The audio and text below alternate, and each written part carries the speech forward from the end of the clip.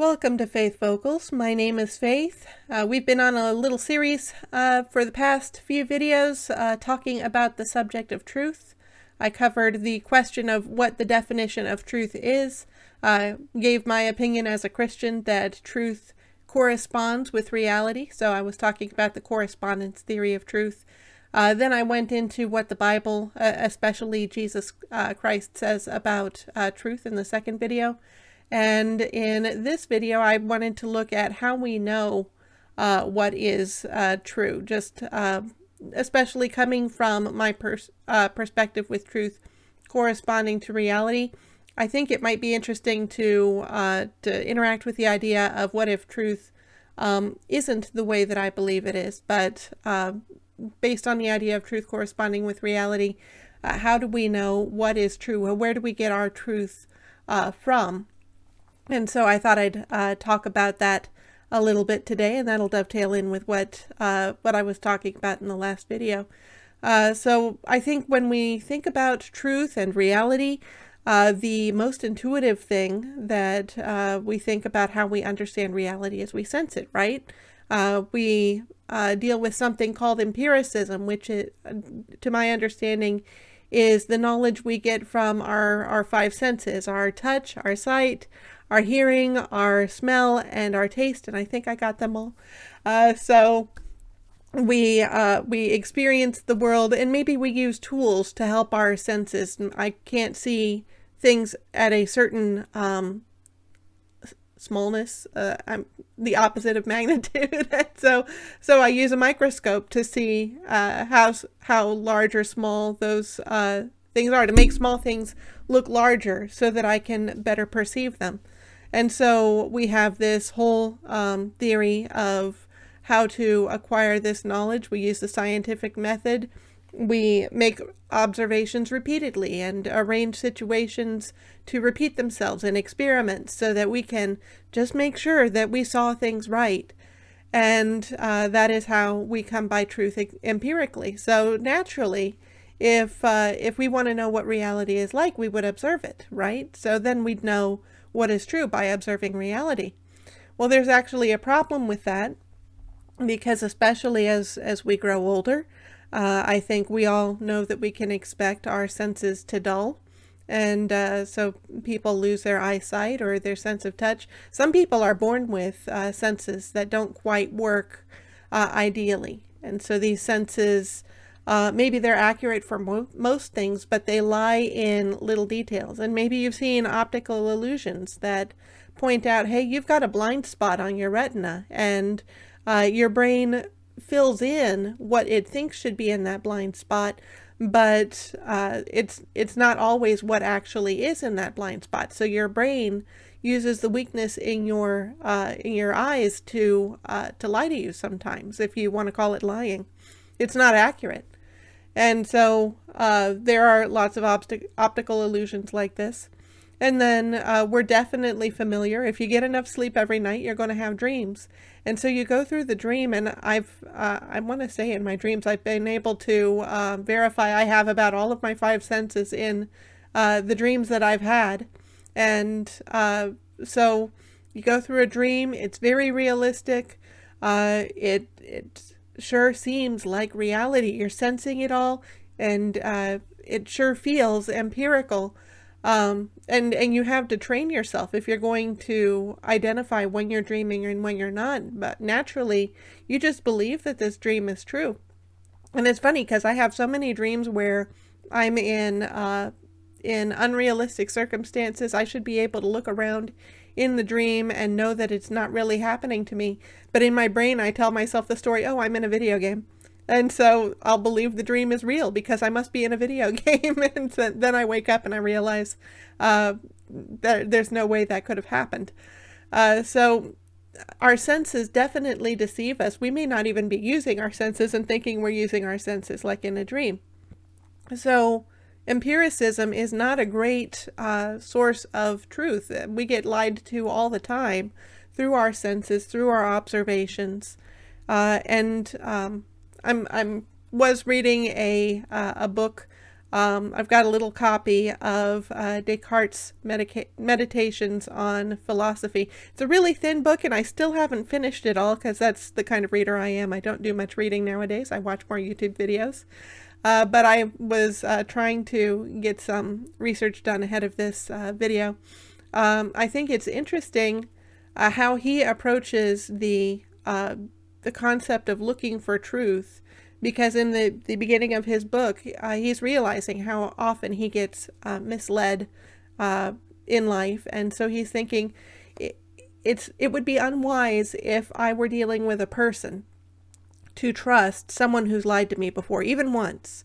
I ought to be aware that that person is capable of lying to me if they've lied to me even once. So why wouldn't it be that way with my senses?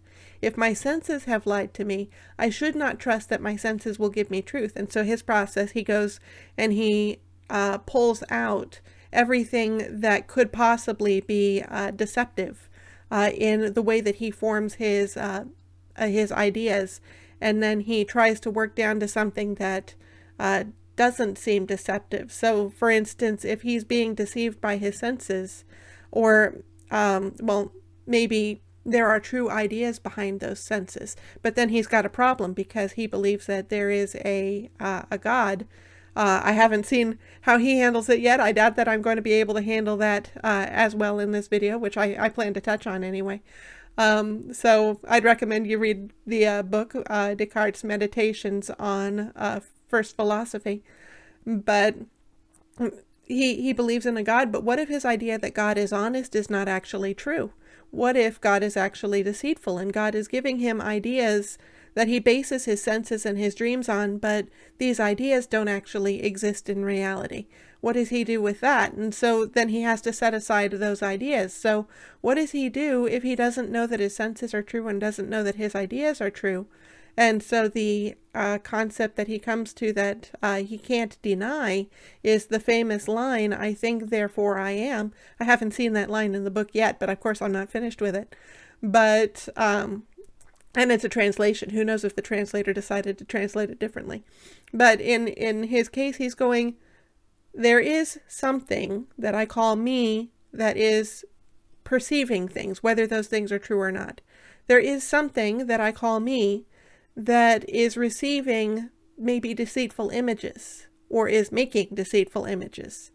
And so one thing that I've got to know to be true that I can't deny is that I exist. And he starts from there and starts to try to work out to what else can he determine to be true. So it's more than just that concept. I know that we're all familiar with that line, "I think, therefore I am." There's more to the book than just that. So it's interesting reading when I can find the time to get down to it.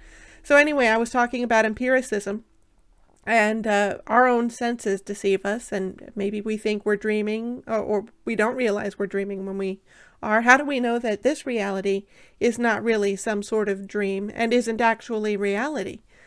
And so, well, one way we get around faulty senses is we go to another human being, right? We go to the doctor, and the doctor puts up the funny glasses, and we read all the letters on the chart, and he says, "Yeah, you've lost some sight. You're going to need some glasses in order to do your reading from now on." And so then we get someone else from outside, some authority, to tell us when our perception is inaccurate.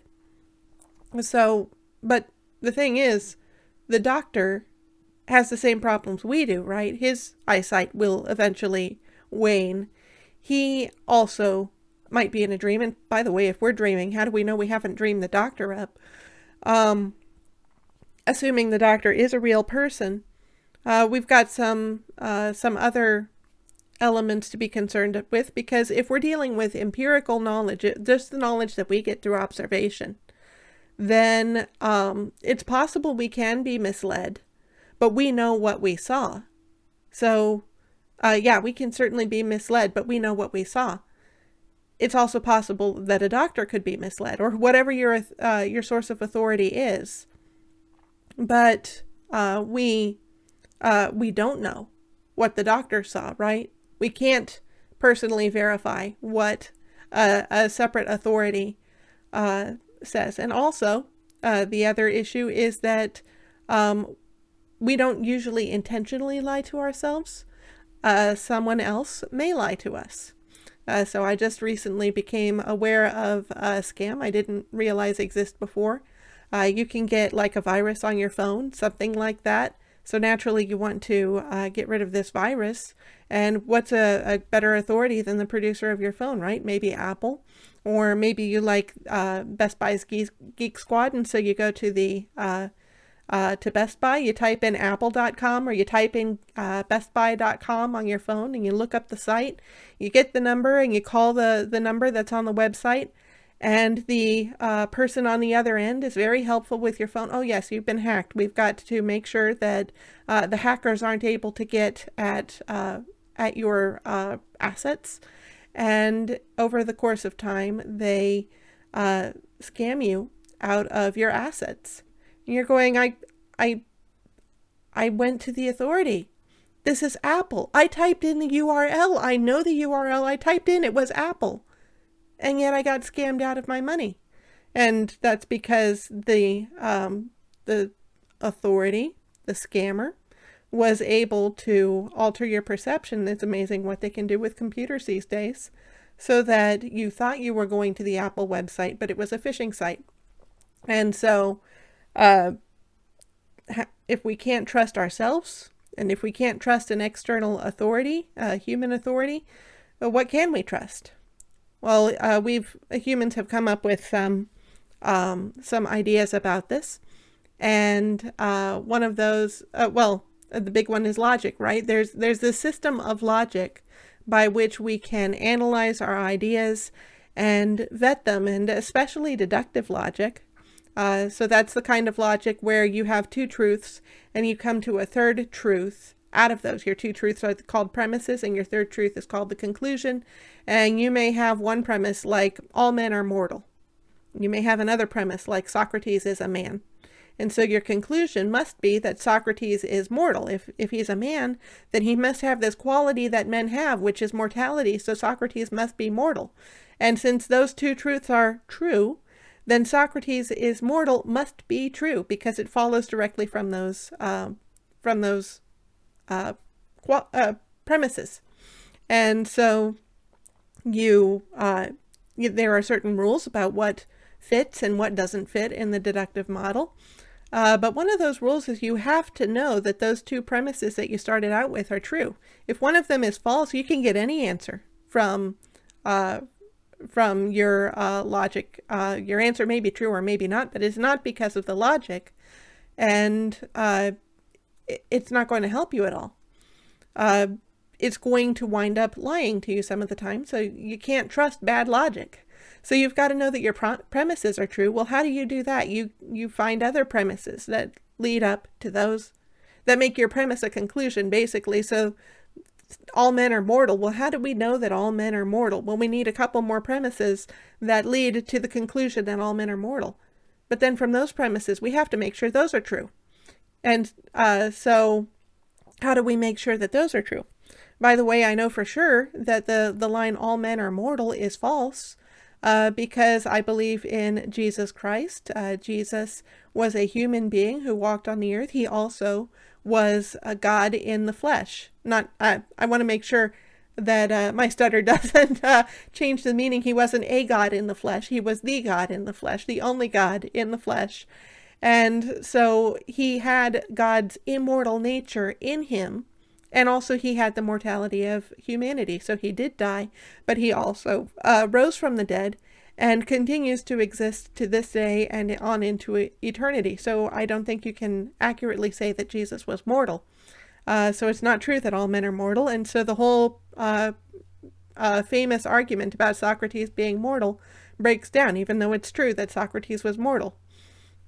So we've got this problem with deductive logic then, because we have to know that our premises, and that our premises of our premises, and our premises of our premises, and of our premises are true. And we have to go back, and the further back you go, eventually you reach something that you can't prove. You've just got to accept it as truth, but you can't prove it's true. And so there's no way to know that our beliefs are actually based on truth from deductive logic. Well, there's another kind of logic that's pretty famous, inductive logic. So what you do, it's the logic that scientists use, actually. So you'd think this would be pretty good.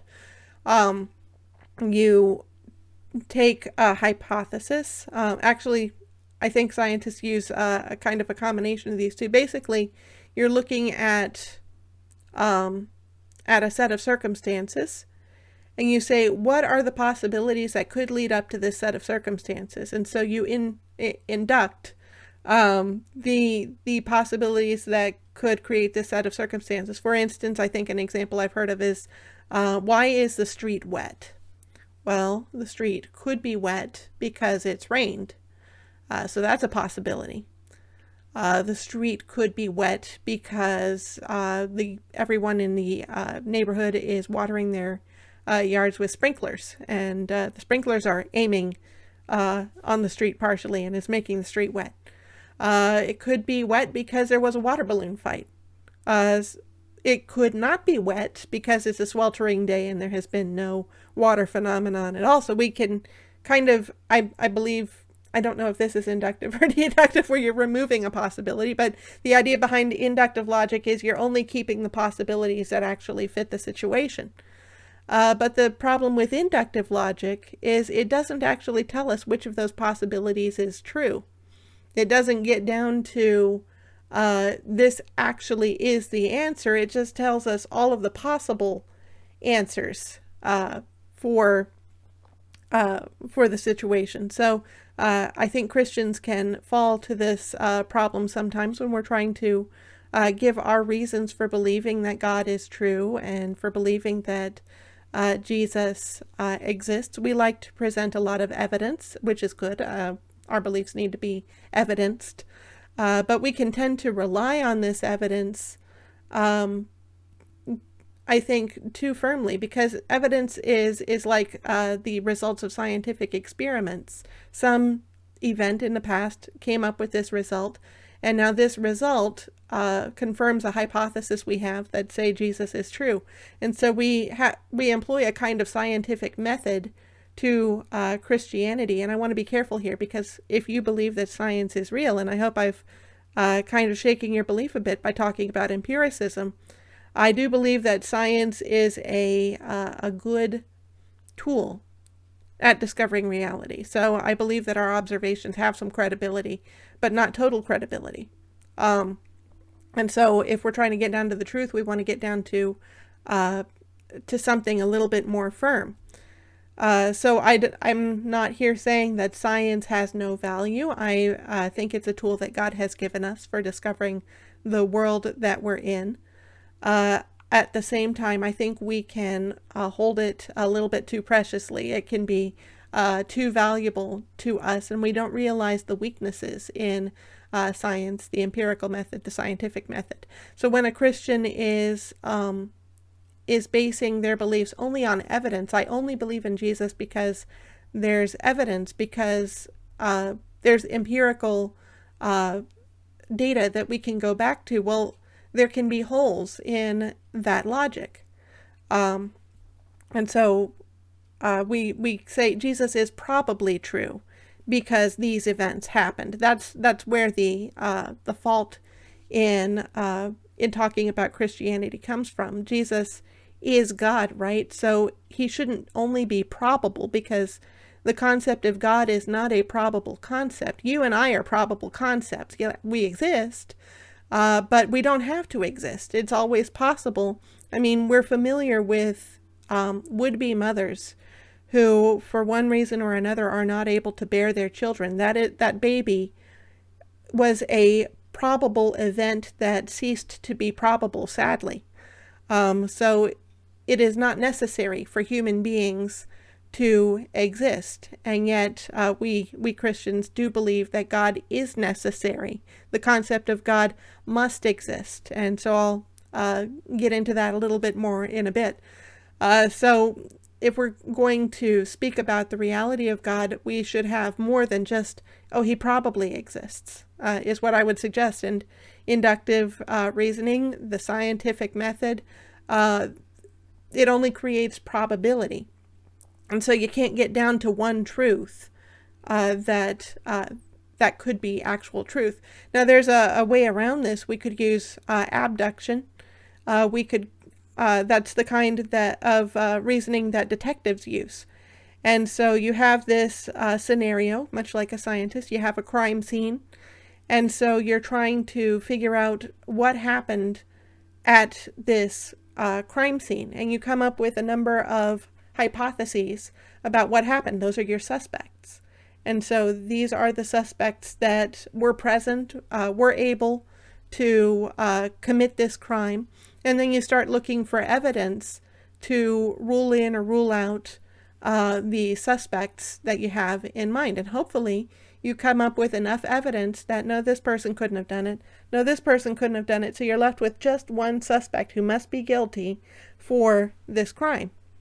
And that works pretty well for our legal system. But even this can be flawed, because what if there's a suspect that you didn't consider? So what if someone escaped your notice? There's a fourth party to this murder, and they actually committed it, but all of the evidence points at the wrong guy.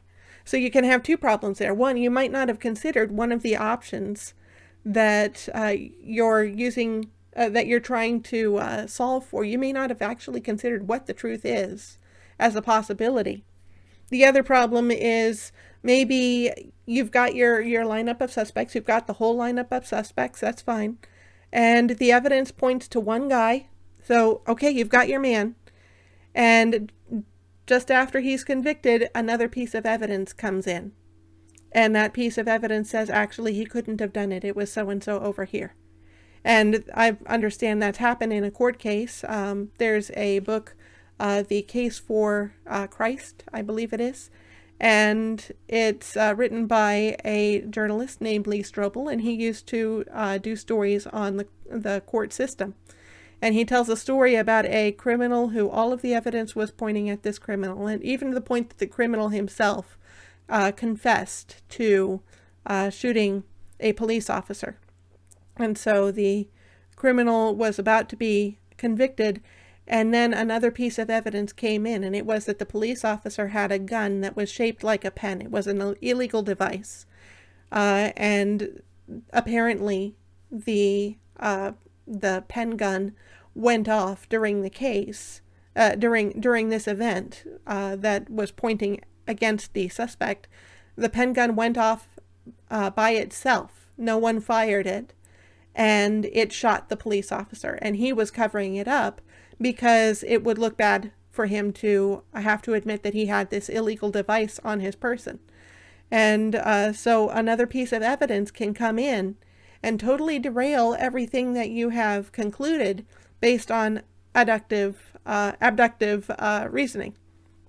So let me know in the comments if you know of another kind of logical reasoning, because these are the only three I've got, is deduction, induction, and abduction, and there's flaws in each of them. So we can't trust our senses fully. We can't trust the senses of other people. We can't trust our own logical reasoning. And the reason we can't trust the logical reasoning boils down to, we have to know everything in order to know something. In order to get the deductive logic to work, we have to know that all of our premises are true. So we have to know that the premises of the premises are true, and on. And so we have to go all the way back ad infinitum to know the truth of everything that we're talking about. And of course we don't. That's why we're using logic. So the deductive reasoning doesn't work because we're not omniscient. Inductive reasoning, of course, if we knew which one answer was true, we wouldn't need inductive reasoning. It would be handy to have some omniscience there. Abductive reasoning, we've got to know all of the possibilities, and we've got to know all of the evidence. Again, it boils down to omniscience. So we've got some problems understanding truth from that.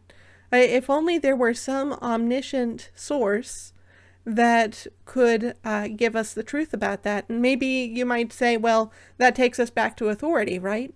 Because we've got some entity outside of ourselves that we've got to trust in to be giving us the truth, whatever that truth is. So how can we trust an authority outside of ourselves. So, what's the alternative then?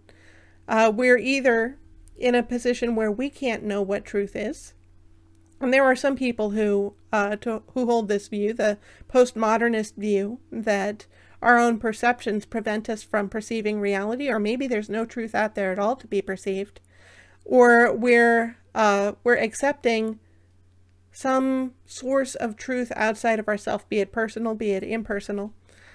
Let's look at the first option. Let's say there is no perceivable, knowable truth. Then where does that leave us? It means that our own perceptions, our own senses, our own source of truth, most intuitively, actually counterintuitively is preventing us from getting at truth and at reality. So we can't know truth.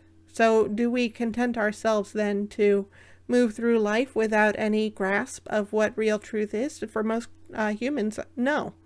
Most humans say, well, I'll create my own truth. I have my own set of beliefs, and this is my truth, and you can't counter me on my truth because you don't know the truth either. So we'll each have our own truth, and we'll get along fine. And maybe that works for social situations.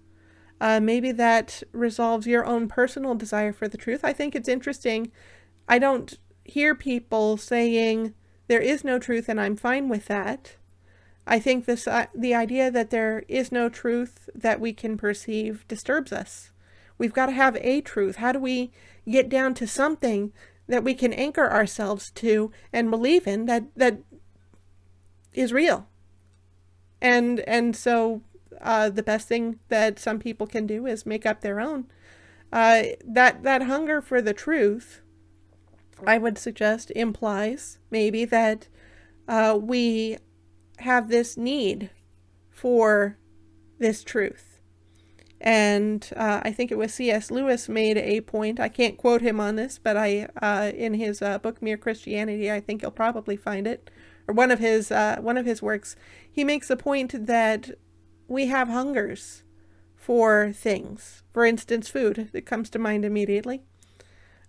We have this sense that we're lacking something, we're hungry, we need something in order to survive.